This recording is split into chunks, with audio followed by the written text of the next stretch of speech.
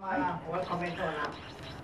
Ang kwan lang yan na alas 2 ng madaling araw, may ayon sa mga kapitbahay, partial report lang please no, may mga nagsisigawan dito sa area na to, naririnig nila.